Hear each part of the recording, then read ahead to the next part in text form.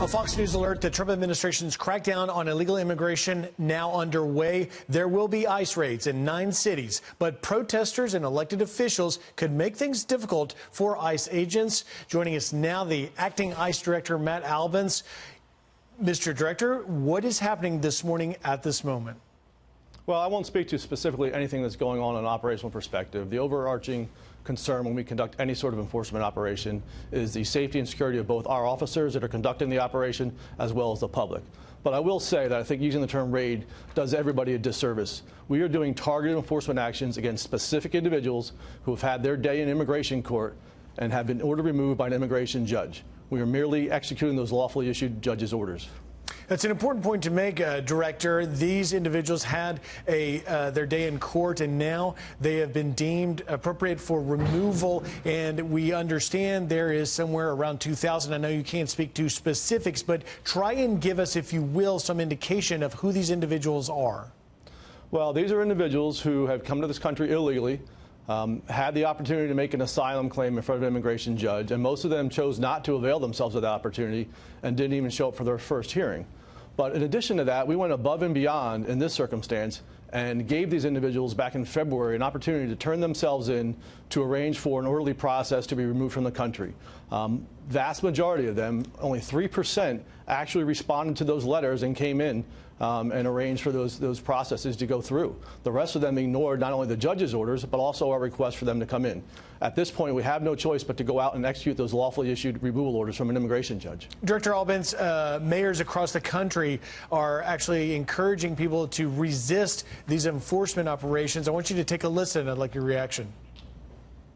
There's a tremendous amount of fear in our city. So what we're trying to do is lower the fear by giving them information, and the information is empowering them. Let me be clear.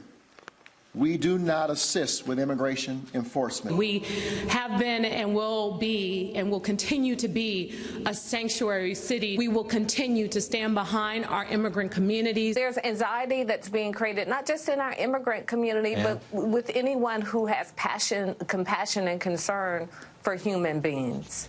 Director, your reaction. Well, look, I think the entire public is safer when law enforcement works together.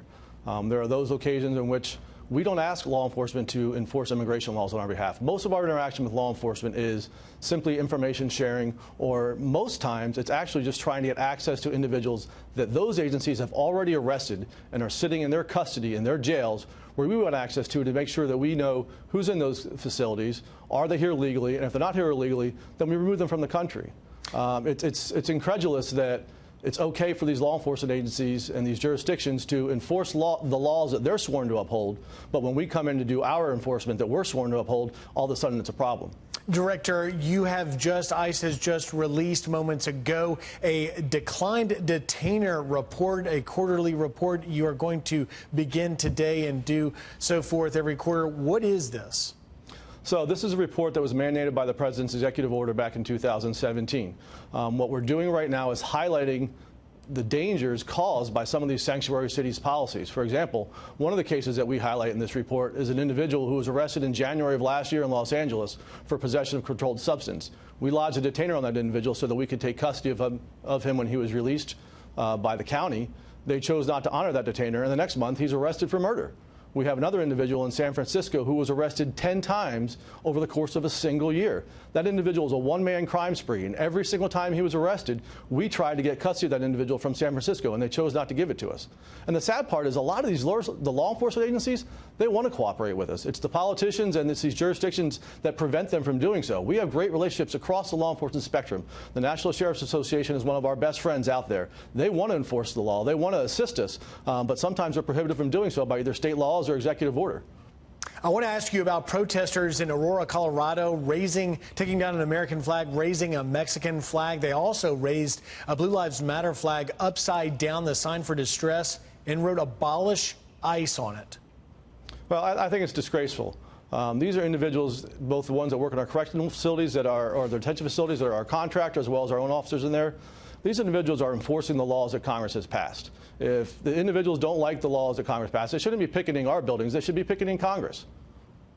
Director, are you concerned that Congress is not going to give you the support, bipartisan support, to do the interior enforcement that we have heard from so many officials over the last year that you need to do going forward from here on these enforcement actions today and then going forward? I'm absolutely concerned. As we've seen time and again, we've failed to get the support that we need, whether it's in terms of fixing loopholes in the law, which are creating this crisis at the border, whether it's in terms of funding so that, one, we can detain the individuals that we have in custody or that have been arrested by the Border Patrol or by our ICE officers, and two, so we actually have the resources to go out and do it. I will tell you this, Griff, there is no way you will ever have border security without a strong interior enforcement component. If anybody says that they can, they don't know what they're talking about.